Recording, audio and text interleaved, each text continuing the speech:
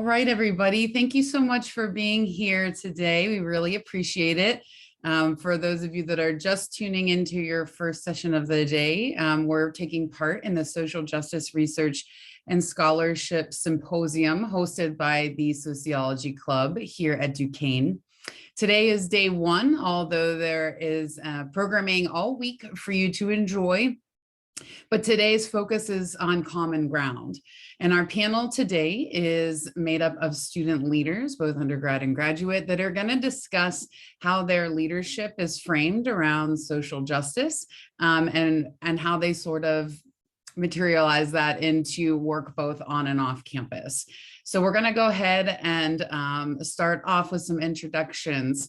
I am Dr. Jessica Mann. I am the Assistant Vice President of Community Engagement here at Duquesne University, and I oversee our Center for Community Engaged Teaching and Research. I'll be moderating for you this afternoon. And panelists, if you could share your name, your year, major, and what sort of affiliation brought you to this panel, that would be great. We will start with Jaden. Hi, everyone. My name's Jaden Schreckengost. I'm an international relations and Spanish major, and I have a minor in history. For this specific panel, I'm a Sacred Conversations on Race leader. But yeah, I got involved with the Community Engaged Scholars program and then became a Sacred Conversations on Race leader. Awesome. Thanks, Jaden. Renee? Hi, I'm Renee Wicklacci. I'm a junior. I'm a psych major, women and gender studies minor.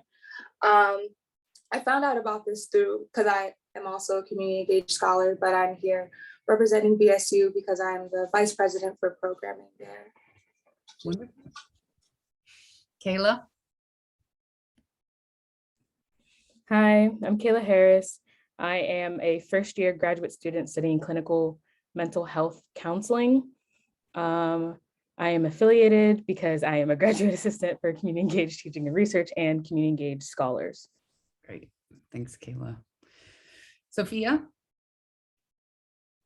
Hi, everybody. I'm Sophia Bakar. I'm currently a second year graduate student in the Environmental Science and Management program. I also did my undergrad at Duquesne in biomedical engineering. And today I'll be talking about social justice from the perspective of being a leader of the organization Per Thirst. And I'm sure we'll get into explaining what each organization is later. And last but not least, Wesley. So my name is Wesley Wagner. I'm a fourth year forensic science major. And I'm here because I'm the president of the Duquesne chapter of Habitat for Humanity. And I'm an intern for the Center for Community Engaged Teaching and Research. Wonderful. So we have a nice array of majors and engagement across campus. And so how about we have you folks sort of describe your role as a leader on campus, both, the specific role that you play within your organization, and then a little bit about your organization in general for those in the audience that might not be familiar. We'll snake back around. So Wesley, you can start on this one. So for my role as president of the Duquesne chapter for Habitat Humanity, a lot of it is a organizational role. So organizing events, keeping track of membership lists, organizing, we do monthly builds where we go to build construction sites where Habitat's building houses and help out. So organizing those and what students are going when and how they're getting there and stuff like that. And as an intern for community, as an intern for the Center for Community Engaged Teaching and Research, I mainly work with the Community Engaged Scholars program, doing a lot of administrative work for that as well. So that is keeping track of student volunteer hours, making libraries on certain social justice topics like charity versus justice and intersectionality, and also planning events that have to do with social justice topics. How long have you been involved with Habitat and CETR? So I have been part of Habitat since sophomore year, so this is my third year, and I have been involved with CETR for 2 years now. Last year I was a community engaged scholar, and then this year I'm the intern. Wonderful. Sophia? So as I mentioned before, I'm one of the student leaders for Pure Thirst. Pure Thirst was founded at Duquesne 6 years ago now. And the mission of Pure Thirst is to work with the people of the village of Oka-Cola in Tanzania to improve access to clean water in the village, and just work with them on projects that they've identified as being related to water and related to just community well-being and public health. And so I've been a member of Pure Thirst for almost 4 years now. And I actually got to go to Oka-Cola once. Obviously, because of COVID, we couldn't go the past couple of years, but we've maintained a lot of connection with the people that we've been working with there. We've identified projects that we can be working on. And one of the main goals for the organization from a student perspective is making sure that students understand how community engaged research works, especially at an international level, just making sure that, you know, we have talents and skills that we can use, but we also are aiming to learn a lot from the people in Oka-Cola while we're there. Wonderful.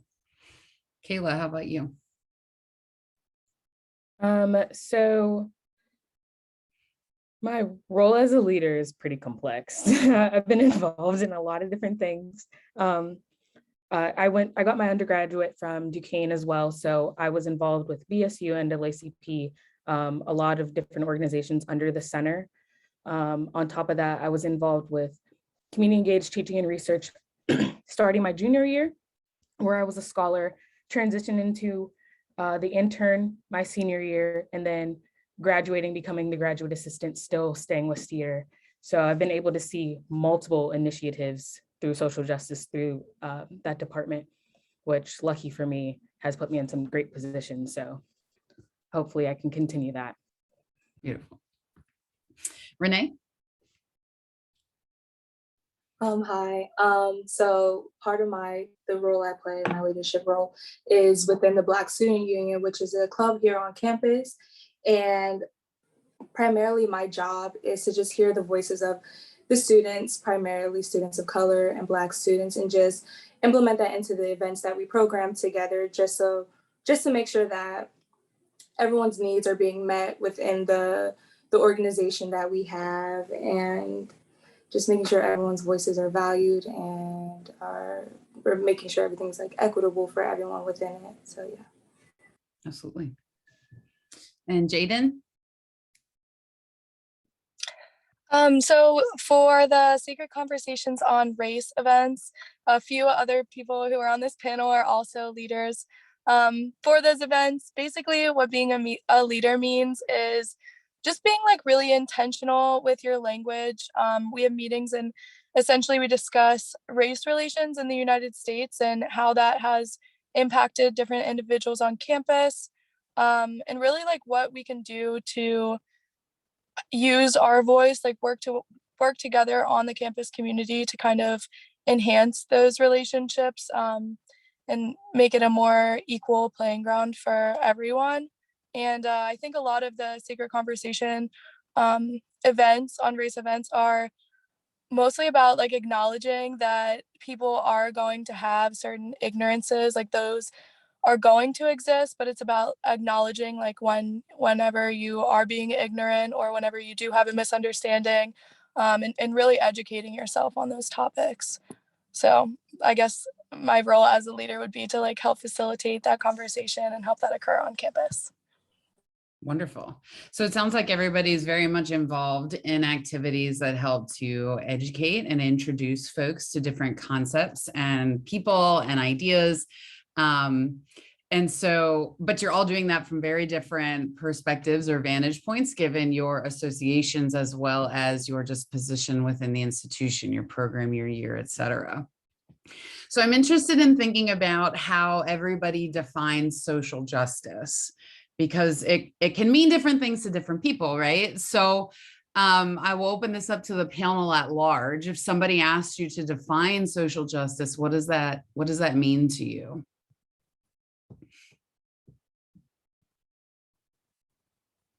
And whoever's brave enough can go first. Sophia, I saw you unmute. So for me, at its core, social justice is just a lens through which you look at the world in terms of equity and justice or fairness. But obviously that's a little bit loaded, and there's a lot of actions that you can take that can lead to social justice. And so on a smaller level, that really to me looks like unlearning different bias, being involved in your community, making sure that you're uplifting people whose experiences need to be uplifted. So one thing in particular over this year I've noticed is, if it's not my direct experience, I really try to find someone whose it is instead of talking about that. Like instead of me making the content, I'd rather uplift that person, because nobody's voiceless. Mhm. It's just a matter of whether or not they have the tools. And so a big piece of social justice for me is making sure that if people need access to something, that they're given access to it. And there's a lot of different pathways and actions you can take to do that. Mhm. Great. Do you have any thoughts outside of uplifting the voices of marginalized or oppressed individuals? I think Wes.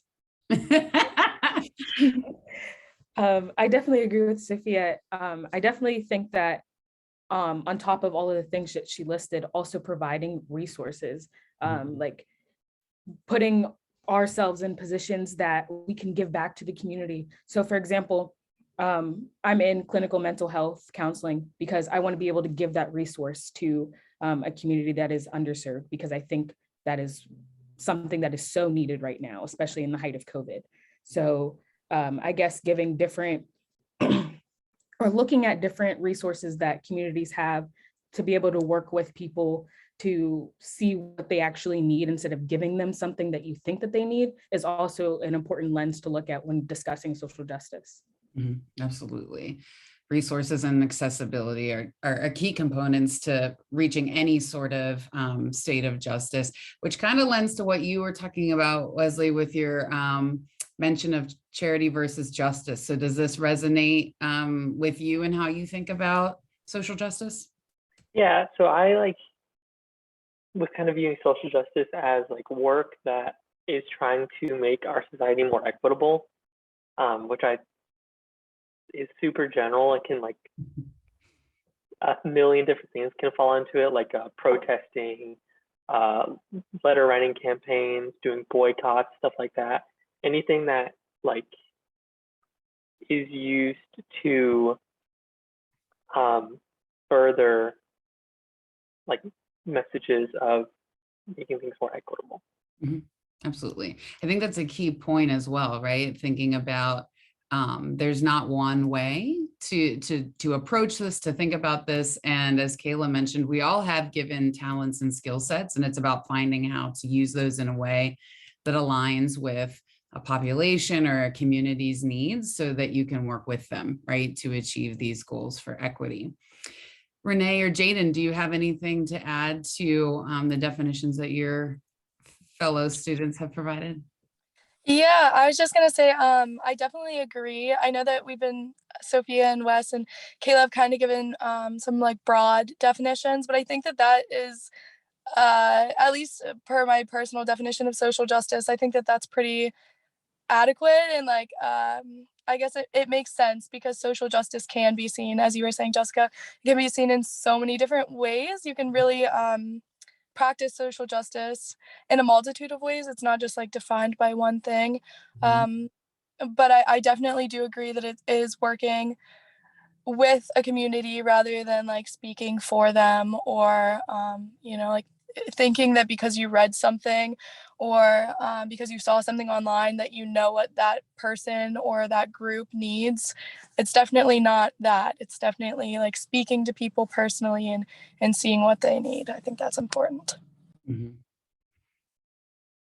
And to just tag along, I again couldn't agree more. And I really enjoyed what you said, Sophia, about uplifting certain experiences, because a large part of, work and being involved in anything social justice related is just making sure that nobody knows what they need more besides that person who needs it, and making sure that you acknowledge that and you do everything in your power, like you said also, Kayla, to provide those resources in a way that they can, so that we are not working for them, but with them, that they can provide themselves with whatever it is, only goes into the larger play of making sure everything is equitable, because this is how you as a certain person have access to this resource that you now need. And it's very important to make sure that while doing social justice work, that you educate those you're working with on how to get access to certain resources. That way they're helping themselves get what they need. So, yeah. Beautifully said. I really appreciate that this conversation has included education and action, right? So thinking about informed, intentional action, and education in regards to, the individual that wants to engage in the service or action, as well as, education, mutual, creation of knowledge, and experiences is beautiful. You'd be making Lucy Joe's mission and identity heart sing right now. And so when we think about social justice, right, we have this broad understanding of justice as like equitability in terms of the distribution of wealth or opportunity or privilege, right? And so in that sense, there are 4 tenets that are often subscribed to social justice, which is equity, access, participation, and rights, individual rights, right, collective rights. And so all of you, regardless of the ways in which you are engaging in social justice work, touched on those tenets. And so I think it's important for, folks in the audience to see that we can all mobilize in different ways to achieve these larger goals, that will hopefully, continue to move the needle towards justice for all. And that being said, how do you think, or how do you use your own understanding of justice to inform the work that you do on campus or with your respective organizations? How do you see that as, leading your work or informing your work? Perhaps we can start with Jaden on this one. Okay, so whenever I initially heard this question, I was thinking more of kind of what this education and what these events have done to influence other organizations I'm involved in. Yeah.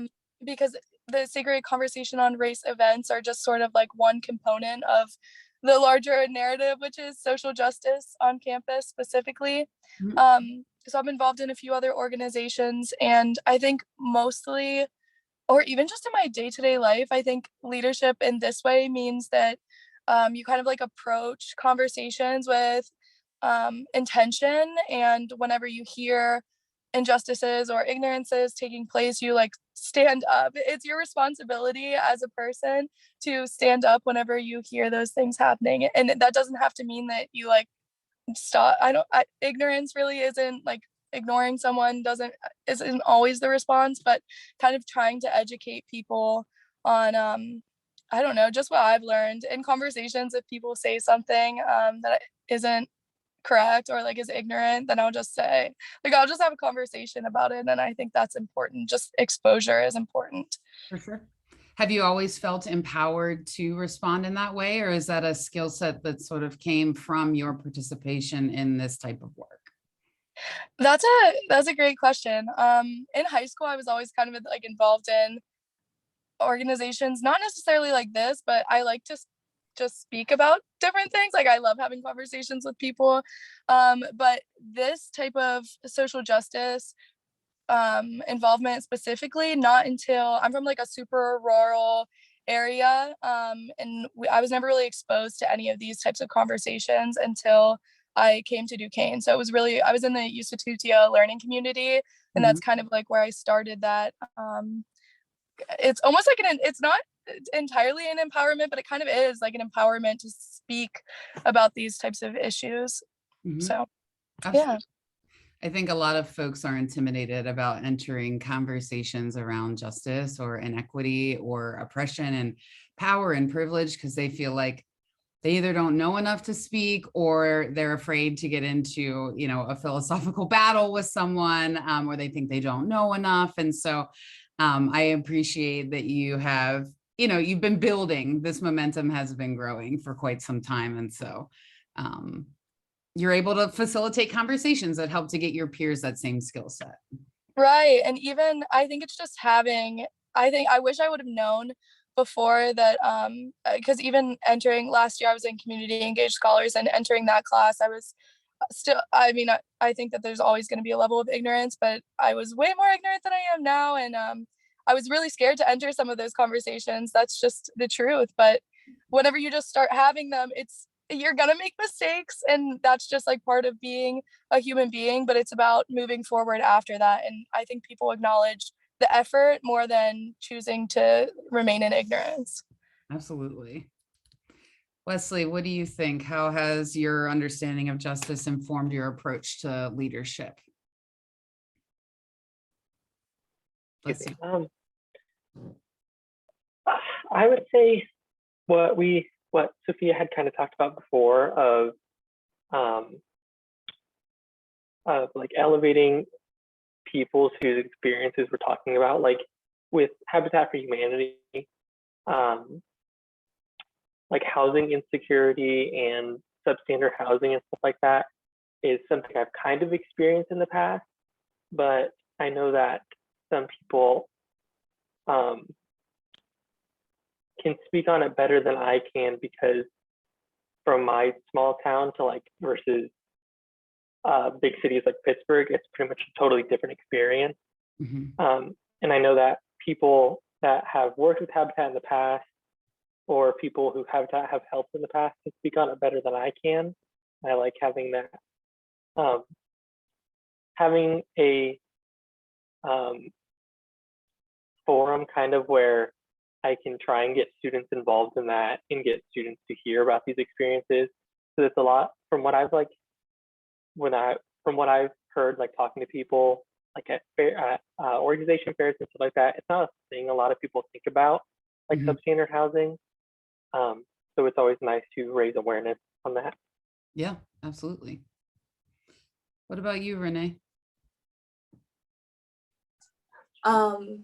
Specifically, I think it's important, especially for the role that I'm in, it's BSU for programming. It's giving the people within BSU who chose to join the opportunity to lead themselves. Like everything that I do, everything that I plan, everything around is solely based off of what they want and what they want to see. And I think it's important as a leader to know when it's time to let others lead. And not only is that empowering, but it also gives them the tools that they need in order for them to go out into their community, go back home, go back to wherever they're coming from, and kind of share the same empowerment that they have now earned simply by me just listening to them, me giving them my attention, and like Jaden said, my effort to them, to know that they're important, to know that they have everything within them to do whatever it is that they want to do, and to provide themselves with whatever it is that they want in this life.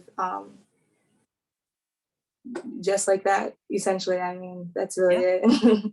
Absolutely. The power of listening is like immeasurable, right? So It letting is. folks feel like they are heard and seen goes a long way. To establishing relationships, which is, you know, one of the key components for us to 100%. so excellent points. What about you, Kayla? I really do agree with Renee. And I think it's very important to see people where they are and understanding how they may see you in a different light because you are coming to them, providing them with help, because that is a topic that people aren't really comfortable with. Nobody really wants to ask for help nowadays. And that's totally okay because you are fully capable of doing that. But being able to make it easier for you to obtain where you want to be or how you can be better is something that I want to be able to provide. But most definitely giving people their own autonomy is something that I truly incorporate in my leadership skills. Like, I don't want somebody to think that I'm like the boss, or that I'm someone that they have to like constantly please or something. Like, I want them to be human. I want them to come to me exactly how they are, so we can work from there, because anything that's less than authentic is not going to improve. So that's really what I do, and to keep it short and sweet, because I think Wes and Jaden and Renee honestly can probably like attest to that. Like, I think it's something that is very true, and I personally hold to a high regard, because that's how I would want somebody to approach me, like with kindness and genuineness, and to understand that I'm not looking for a handout. And then to also touch upon the point that even though I'm a Black woman, I still have the privilege. I still was able to like go to a university like Duquesne University, and I wanted to be able to use that platform to be able to speak for other people, or speak with other people, because I think that even though I am a minority, I'm in an advantaged position, and I recognize that, and I want to utilize that. Yeah, I think that self-awareness and exploration is so important for folks doing this type of work, because we represent so many things to others. And if you're not aware of, the ways in which others perceive you and how you identify, like at your authentic core, right? Then you can't really have those deep and meaningful relationships with other individuals. So excellent points. Anything to add, Sophia? A lot of these points, I feel like I could just repeat over and over and over again, because truly there's a lot of overlap between social justice core values and leadership morals and leadership approaches. Something Renee said really resonated with me, and I don't remember right now, but I might in a second. But what I had thought of with this question is mostly informed decision making. When I read this question, I was like, well, I don't really think anymore that leadership is even one role that's filled by one person within an organization. The leader often gets to make decisions, but those decisions have to be informed by the group. So it's really recognizing, like, when you're not equipped with all the knowledge, who in your group has that knowledge? Also, how do you make sure every member of your group or organization is doing what they do best, and making sure that they are recognized and given those resources for whatever they may need to do at that time.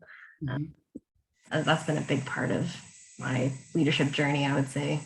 Yeah, I think that's another important point that you bring up in thinking about our spheres of influence as individuals. And, you might have a formal title that positions you as a leader by nature of that title. But we can also think of where we have spaces of influence. So perhaps that is in your household. You might be the oldest sibling, or you might be, so in your friend group, maybe you're the one that knows the most about a certain topic, right? And so there are just ways in which we hold power and take up more space than others. And that might not come with a formal label, but it does give us that same level of swing, right? Of power and influence in a group. And so when folks think about what it means to be a leader on campus, you might not be an RA or a president of a club, but it doesn't mean that you're not able to make that impact, right? And think about the spaces in which you're present and you can raise your voice or invite others to the table, to share rather than speaking on their behalf. So excellent points all around. So if you were to share, something that you learned, maybe like an aha moment that you've had through this work, what would that be? Like, what have you learned most about yourself through engaging in social justice work? I see lots of smiles. One thing that I've learned is I actually love it. Like, I have a really good time doing stuff like this. Like, it's only my first year, I guess, like really taking on a leadership role. But as you were saying, like, I think it's forced me to recognize that prior to me like having a title, like as VP or anything of that sort that I've had it beforehand, not to like toot my own horn, but like I have. And now that like I have the platform in which I can really like execute it in a bigger way, I love it. And I love working with people. I love seeing the growth of others. I love just seeing what we can do. I love the transformation of social justice, because it's much more than concrete things that you can see, but it's just the attitudes. It's everything about it that just feels so good. And I just learned that I love it here. So that's it. But yeah, I think this is a great question, probably the best of them all. But yeah, I like what I do, and I hope I can do it for the rest of my life. So. Your joy is resonating. So you're clearly not only good at what you do, but you love what you do. So I do hope you were able to continue to do that. Thank you. Kayla, you were also choosing pretty hard whenever I asked that. So yeah, because it's just so funny. Like, I had to be very real with myself getting into social justice work because it is very messy. Mm-hmm. And you often have to ask for help. And that is not something I'm very good at. So I really had to learn to put my own feelings aside. I've always learned how to work with people, but I had to learn how to work with multiple people, because especially in like nonprofit work, there's so many different systems that you have to like see out. Like, you really have to see out the process, and it takes a long time. And that's another thing I had to work on, was patience. Social justice takes a very long time to see change, if you do see change, but there will eventually be change.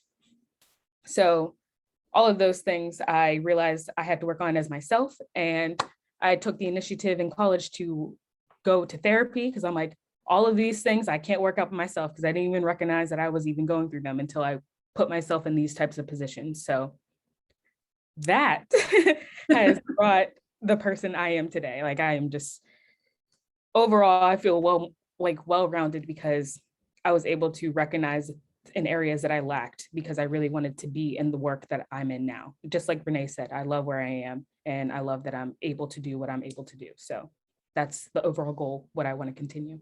Great. We're lucky to have you doing what you do on campus. What about you, Sophia? What have you learned about yourself through your work? Truly, I feel like, so I was also a community engaged scholar, and when I took that course and participated as an intern I was at Casa San Jose, I knew I liked community work. I like to be surrounded by people. I really like to learn from people. I learned best from just being in settings where there are a lot of different minds at work. But I'm trying to think of how to phrase this. So I didn't necessarily know how to lead from a position of social justice. I definitely, before that, had this sort of tendency to just speak about issues without necessarily finding people who knew more about them than me. I definitely did that sort of thing. And then I had that aha moment in that course. And then from there, it kind of taught me a lot about the lifestyle I want to live, also the type of workplace setting I want to be in.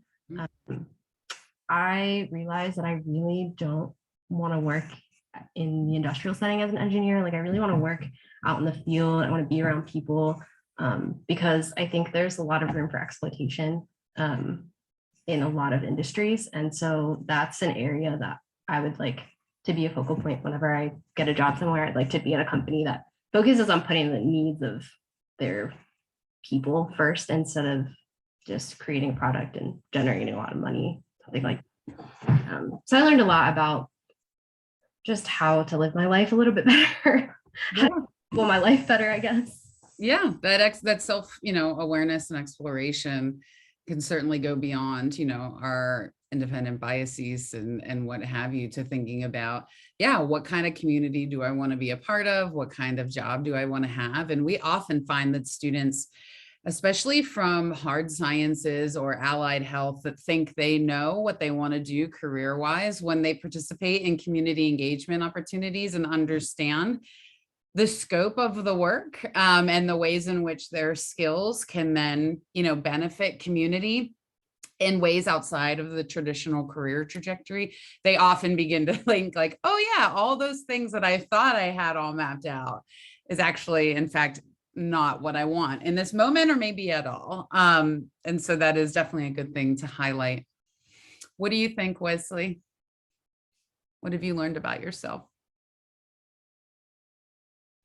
So everyone kind of touched on it already, but the first thing that I wrote down, like when I was going over these questions, was something that LJ says all the time, which is justice is boring and often messy. So like both of my positions are a lot of administrative work and a lot of organizing work. And I found out that I actually enjoy that type of work. I enjoy planning things out with other people and going through the details of things to figure out what works and what doesn't.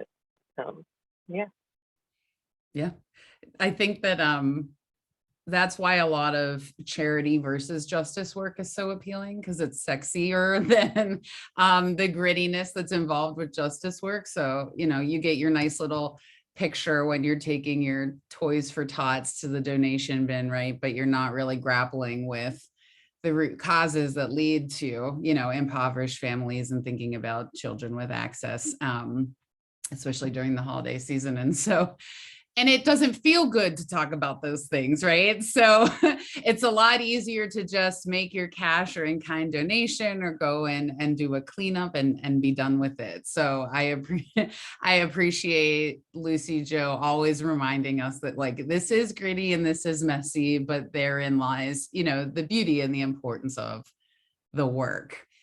Jaden, what do you think you've learned about yourself through your social justice work? Okay, I'm sorry. I've been having some technical difficulties. So I've tried it in and out, but so far, everything that I've heard is sort of what I agree with. I think one of the biggest things that I've learned is just to admit fault. I think that was something that I struggled with before. And after reading White Fragility, that is something that like really opened my eyes.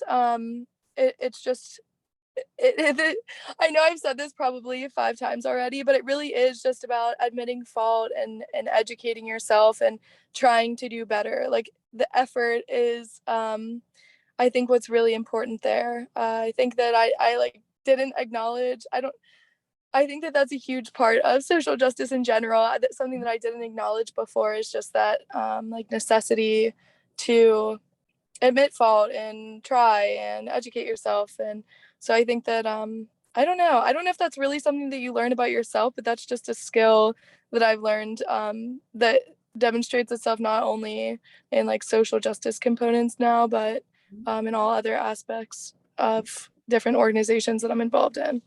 Yeah, absolutely. I think that culturally we get stuck in a good bad binary very often, and we don't recognize that people are incredibly complex, not only in their intersectional identities, but in the roles that we play in the systems that in fact empower and oppress others. And so it's easier to not think about the nuances of that and to just put things in good or bad, right? So if you then start to hold yourself accountable, then by this sort of cultural black and white approach, you know, am I racist? Am I a bad person? Am I sexist? Am I ableist? Right. And so rather than acknowledging, you know, that we are sponges and we pick up from the communities we're in, the schooling that we've had, the media that we watch, it just becomes very uncomfortable, right? And so it's easy for people to shut down then and to feel guilt or shame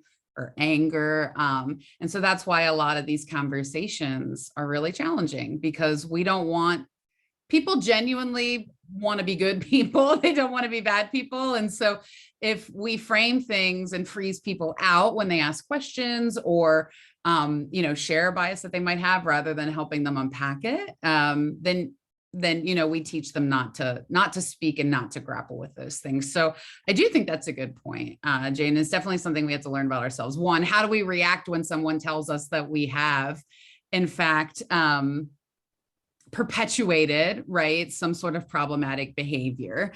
And then why do we react that way? And I think it does take a level of awareness and patience, and just sort of comfortability in the uncomfortable that makes that possible to grapple with. Right. But also it is definitely important as well to acknowledge like that we can't always rely on other people for education. You also have to like pursue that yourself. So there is that personal component as well. It has to be like a self-driven thing as well. For sure. I always joke about like, how in the world do we figure out how to do things we don't know how to do? Like YouTube, we read books, like we go on social media. And so we have this culture of like, we're inquisitive when it seems like really fun, right? So like, well, I can teach myself how to fix this because I don't want to pay someone to like fix my computer. But if it's like, oh, I don't know about other cultures, or I don't, right? And then it's like, well, I don't know how I could possibly learn. So we just tend to shut off, but we can self-educate on like a ton of different things, but this seems to be a roadblock for some people. So the work that you all do through your respective organizations is really important, because it might be someone's first entry point, right?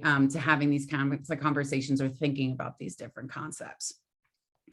And while you all just shared a lot of beautiful things about the benefits of this work, it's not all sunshine and unicorns and rainbows, right? So if you had to share your biggest challenge related to this work, what would that be?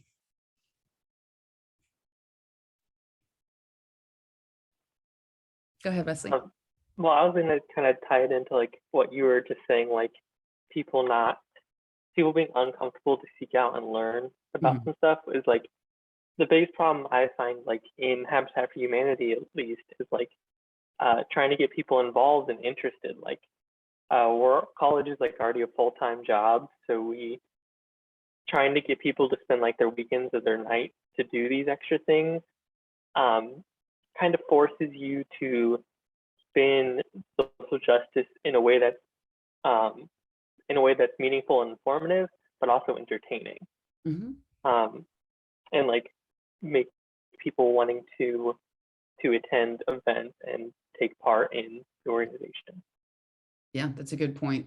Especially with COVID, I feel like a lot of people are mentally, emotionally, physically, financially maxed out.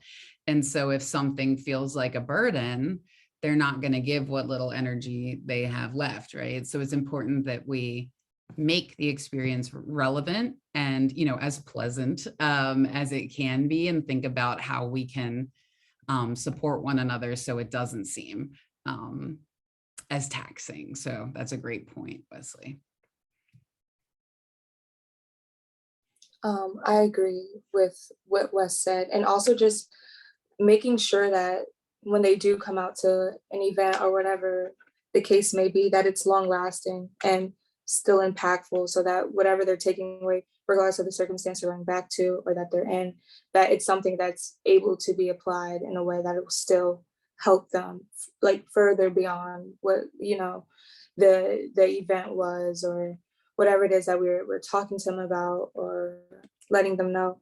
And that's hard because it's like we don't know what a lot of people are going back to or what they're up against. And even if you supply them with them like the tools that they need, it's like, will they be able to use them? You know, like just making sure that everything that you're doing is something that's applicable for all, and through all, it can weather any storm. That's always a challenge, and it scares me. But then again, I guess this goes back into like something I've learned, but sometimes like things fail, things don't pull through, but it's just a learning experience. So now you know how to be bigger and better and stronger the next time. So it's bittersweet. So yeah. I think my biggest frustration lies with educating those who are ignorant, but are recognizing that they don't want to learn. So this was kind of already talked about, but I think for me specifically, it is very difficult to hear somebody ignore my Black experience. Like for you to recognize, for me to have a conversation with you, to be in front of your face and you're still ignoring the things that I'm saying just infuriates me. So I really had to learn patience, and I had to learn the learning curve, because there definitely is one, especially with the older generation. So recognizing that took a very long time to do. But through my program and through CETR, I think I'm a little bit more adequate to not yell at people initially. But you know, I am definitely still challenged, but I'm working towards being better. Yeah, I think that, I mean, it's human nature to want folks to care about what you care about, right? Especially when that's the basic human dignity of yourself, or just other members of our population. And so it's extremely challenging to do this work, and to advocate, and we're humans at the end of the day. And so sometimes you do want to scream and shake somebody, and unfortunately that's usually not an option. But that's why we have to prioritize ourselves too, right? Like, we can't be superheroes. So how do you take care of your like mental health and well-being while still engaging in this work? Through therapy, I actually learned to not expect something that I would do from others. So having that peace of mind definitely has helped me. But I practice meditation every day because I need to ground myself and my thoughts. I've learned to walk away, because I'm a person to argue a point to its death, or until it clicks with somebody. But I've learned that sometimes people just rather be the devil's advocate, and just to get that reaction out of you. And that energy is not necessary anymore. I also box. Like, I really like the physical ability to punch out my feelings and to recognize that I'm angry over this, but by like the next round, I'm too tired to even like be mad anymore. So having that and being able to walk out the gym happy, or at least more relieved than walking in, is something that I also do daily.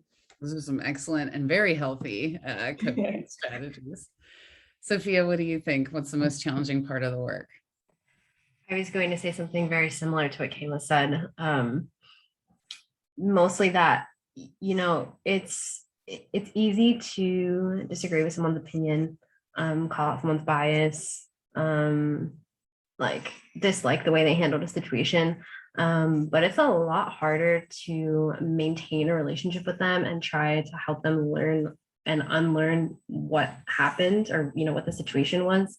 And I think especially in the past year, I've kind of realized that there isn't really anywhere where you can't apply social justice. So it's also hard to, I think, talk to people about different social justice topics, just because there's so many and it's so overwhelming.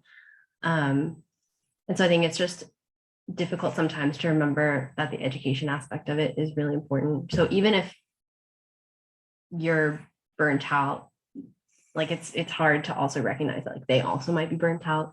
So I think the hardest part is just recognizing like when you need to take a step back, but also like when you need to revisit a person and be like, hey, sorry I handled that this way. Here's what should have happened. It takes a lot to do that. And it's, yeah, you have to be kind of brave to do it too. It's hard. Absolutely. It requires a lot of bravery and a lot of humility, right? Because I've had some conversations that did not go the way I wanted them to.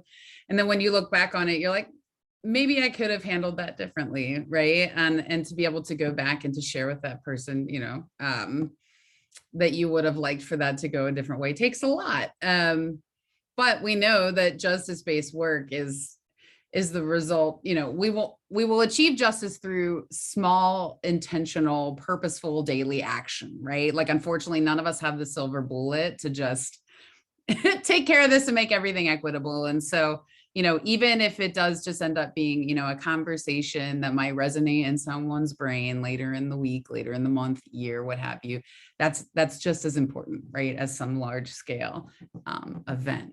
What about you, Jaden? The hardest part of this work? I think I agree. A lot of my involvement is just like conversation based, I feel like, and going to different events and stuff. But I think that the biggest thing, so I'm, like I said, from a super rural area, so I try to bring also everything that I learned back, and just in different social circles, people always say like, oh, I can't say that around Jaden because she's going to make comments about it. That is so frustrating. And it goes back, and I don't even have the same experiences as someone who is a minority. So to hear that, I don't know, from that perspective as well, is just like, I can't even imagine. But I think that it's just that same thing that like Kayla was saying, that like someone, or maybe it was Sophia who was saying it, Renee, I can't remember who said it, but someone was saying that like when you are trying to have a conversation with someone, you have to kind of like acknowledge that not everyone is going to want to have those conversations. And so when that does happen, when people don't want to learn, sometimes you do have to take a step back. Like you can only say so much before it's up to that person to change. It was Kayla who said too, like you can't expect from people what you want out of them. That's just like not realistic, unfortunately. So yeah, I think that that's like the most frustrating thing. Yeah. Well, I appreciate everything everybody's shared so far. I think a great way to end the formal panel and then open it up to questions would be for you to share a final word of advice to somebody that would want to get involved in justice-based work on campus. So whether or not that is a program or event they really need to check out, an office they need to get to know, a faculty member, a student, a staff person, right? So what are your sort of parting words of advice before we open it up to questions? And we'll start with Renee.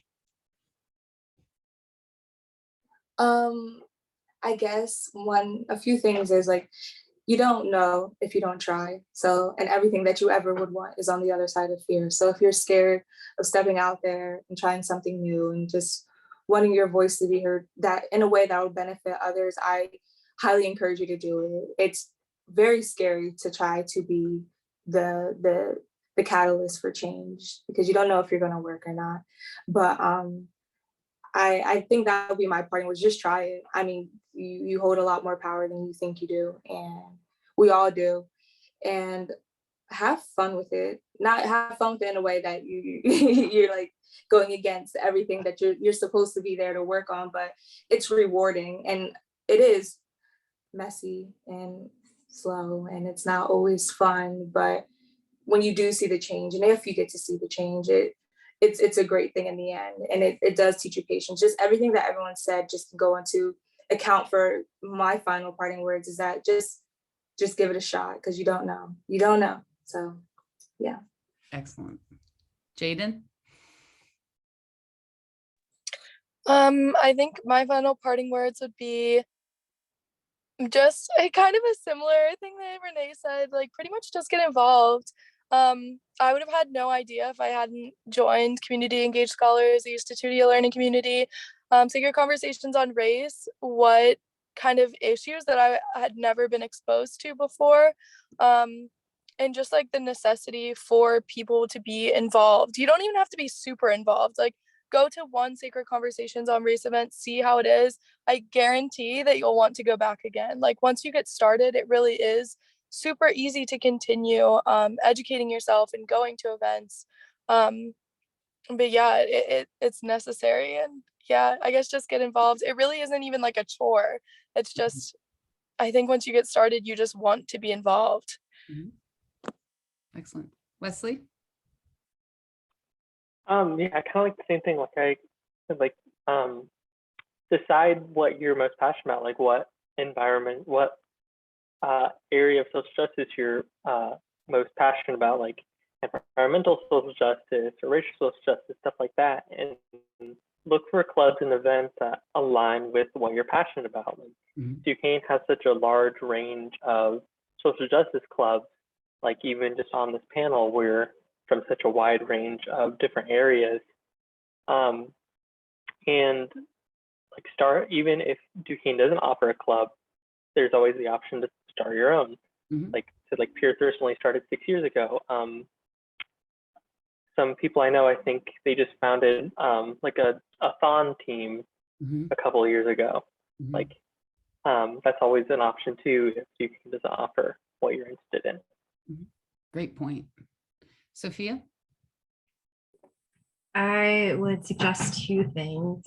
The first is if you are interested in joining an organization or participating in a project on campus, make sure it's something that you actually like.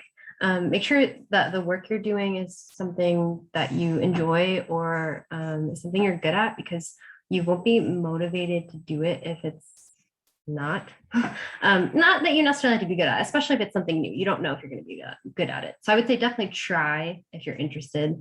Also, everyone who works in these sort of projects and organizations is usually very friendly.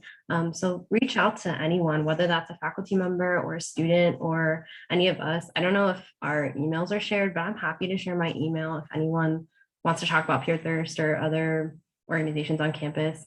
And then the other thing is that I would definitely suggest the Community Engaged Scholars Program if you haven't already done it or heard about it before. It's a great way to get introduced to social justice, and it's a great way to be involved in the greater Pittsburgh community.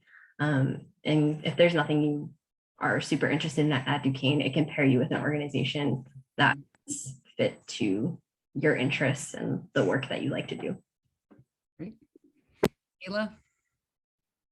Yeah, everybody kind of touched upon involvement, but I definitely would say start with some self-reflection, like identify what you enjoy to do, and then do some research from there. Like you'll find that a lot of the things, we're assuming that everybody's a good person, it aligns with social justice actions. So you can explore options in the Pittsburgh area or even on Duquesne, because there's a ton on Duquesne that happen weekly, daily, yearly.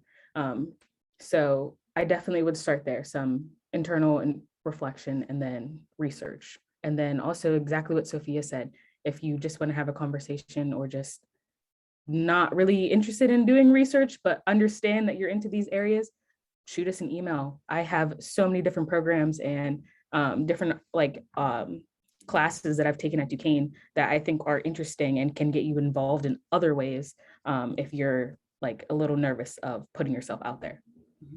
Great. All right. Well, we really appreciate you and your willingness to share your experiences as leaders on campus.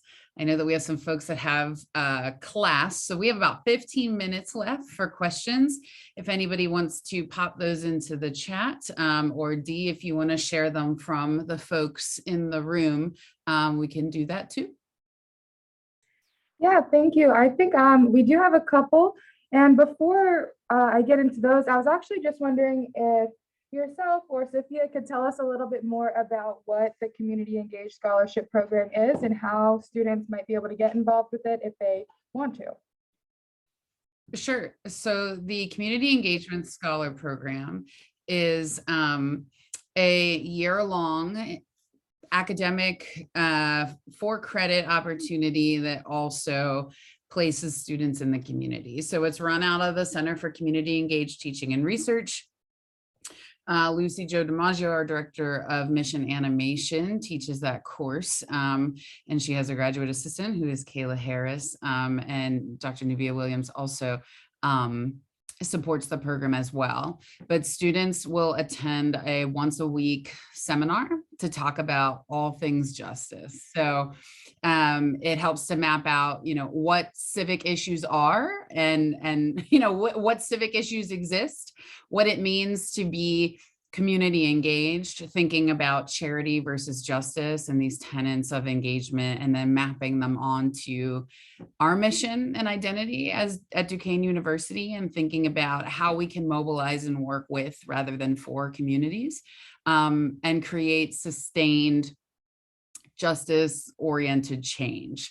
And so there's the learning component, but then also the engagement component, right? So every student is placed with one community partner throughout the duration of the year, in which you'll complete your service hours there.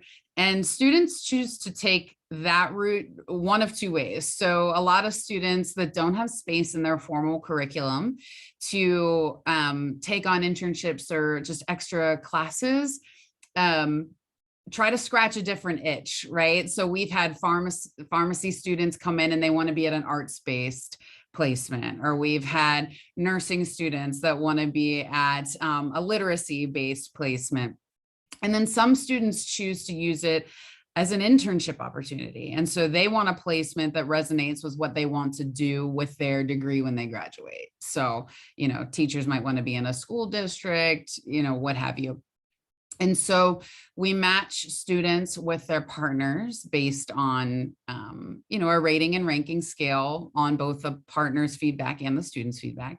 And so then they're placed, and then they have regular check-ins with our staff to make sure that everybody is progressing as best as they can, are really digging into the work, thinking about what it means for them in terms of their larger academic pursuits and their individual sort of self-awareness and, you know, civic identity development. And so it's a really wonderful primer for folks that haven't gotten involved in this work and want to sort of get a nice broad perspective of it. But we've also had students in there that have been engaged, and it helps them to dive deeper. And it's nice because it's a cohort model.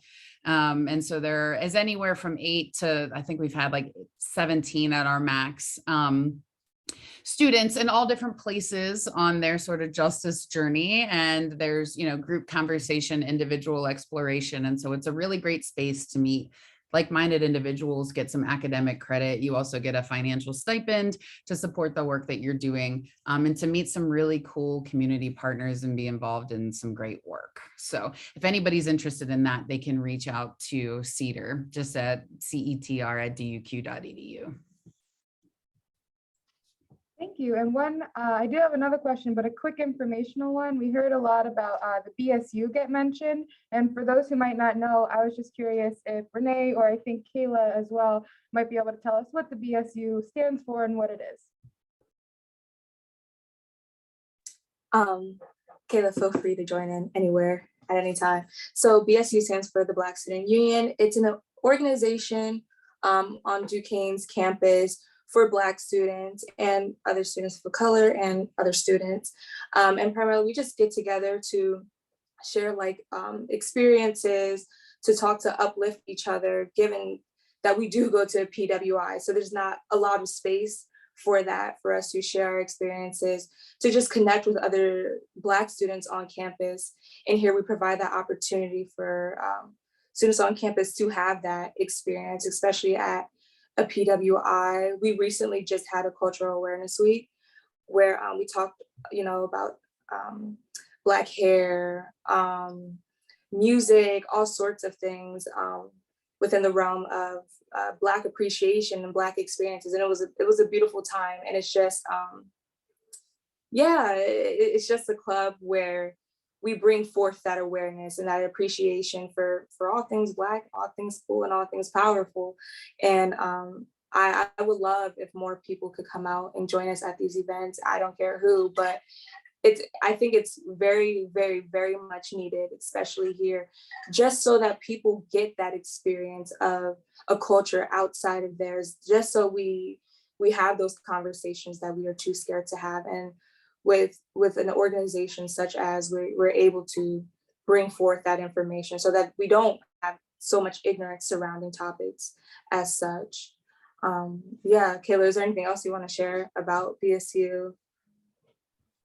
No, but I'll do a simple plug at BSU, NAACP, which is also a national organization of colored people. Like all of these organizations under the Center for Excellence, I really forgot what Tone changed it to, but the ODI office. Office of Diversity and Inclusion. Yes, they all of them are open to all students of color. Like it is so important nowadays for people that want to be allies to put themselves in spaces like this. So I really encourage and implore students to just look outside of the realm of their own clubs. Please. And Ebony Woman as well. We have Ebony Woman and I'm thinking of another one. I can't think of it, but also great orgs on campus. Lambda. As well. Yeah. All of these clubs are under Tone's office. So I definitely say just pop over and talk to Miss Amber. Yeah, at any time. Feel free to shoot me an email. My last name's right there. at duke.edu. So yeah, feel free to reach out. We have an email address as well. I can't think of it off the top of my head, but yeah, I appreciate you for asking that question because it's great. And I would love to see more smiling faces. So. Thank you for telling us more about that and giving us those plugs. I agree. I hope everybody else goes to them too. I just have one last question, unless there's another question from any of the audience members. Jaden said that we all make mistakes and that that's okay. And I definitely couldn't agree more with that. Making mistakes often come out to be the best learning experiences. And I think Renee also touched on the fact that failures can be learning experiences.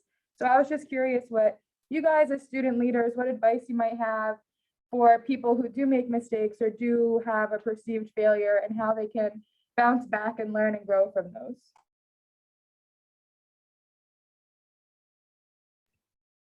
I would say don't stay in the mindset of that failure. Like, don't resonate with that. Resonate with the positivity that came from that failed experience. I'm like trying to put this conceptually, like my brain's running in 1,000 different places because it is so easy to not keep going because something didn't work out, but it's way more difficult to look at the positive from negative situations. And I think that is probably the most important part in social justice work and then work overall in your life.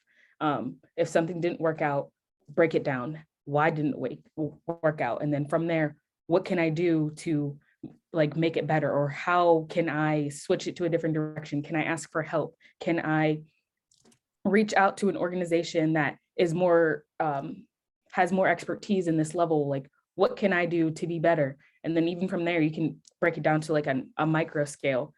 It's something that we see in counseling a lot, like not to be discouraged from your own failures. So because they are learning experiences. So I definitely would say keep breaking it down until you come down to the final factor of what did I learn from this? Mm-hmm. Mm-hmm.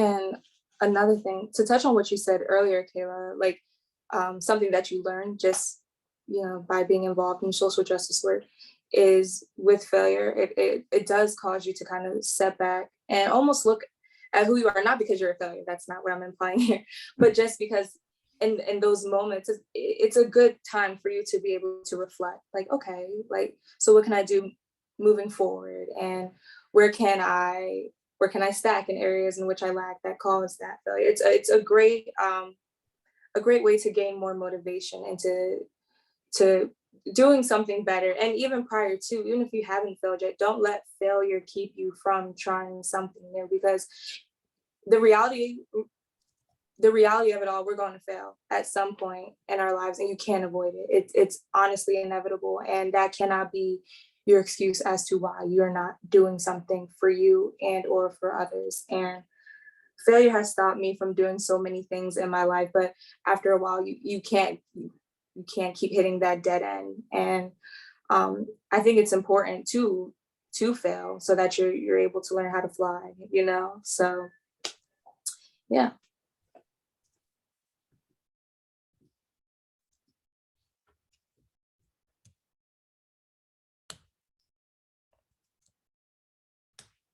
Well, thank you so much. I think that's all the questions that we have here.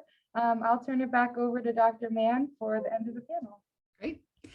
Well, thank you so much for joining us, everybody online and in person, and many thanks to our panelists. I can't thank you enough, one, for taking time out of your busy schedules to join us and to talk about the excellent work that you're doing. You're all very much an important part of making our campus and our community a better place. And so I appreciate your time and your enthusiasm, and wish you the best of luck in wrapping up your semester.